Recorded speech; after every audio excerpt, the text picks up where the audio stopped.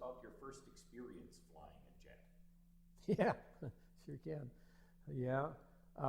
After flying Harvards, Harvards were a beast to fly, difficult to land, noisy, smelly, but could do anything. It was a beautifully aerobatic airplane.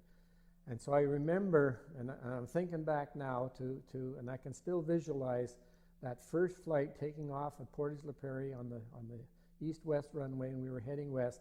And like in a Harvard, trying to keep the thing straight, with brakes and rudder and the whole thing, and you're trying to keep this thing on the runway and take off. With a T-33, you're sitting there and all you hear is a nice whine, just the most comforting whine sound, and you go through your checklist and then, okay, get cleared to take off from the tower.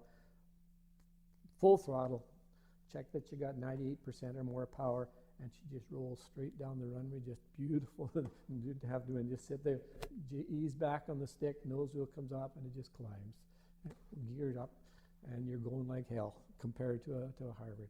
But then you get sick from the, I barfed in my helmet.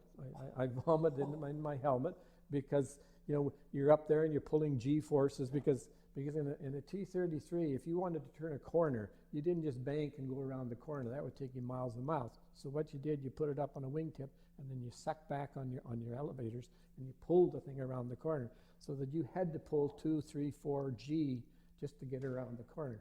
And of course, you get sick. And it took a while to get used to it. And you could always tell the new pilots, because if you're flying, the airplane was so sensitive that one wing would drop, you'd bring it up, that wing would drop. And the rookies always flew like this. It took about 10 hours before you could fly the airplane steady.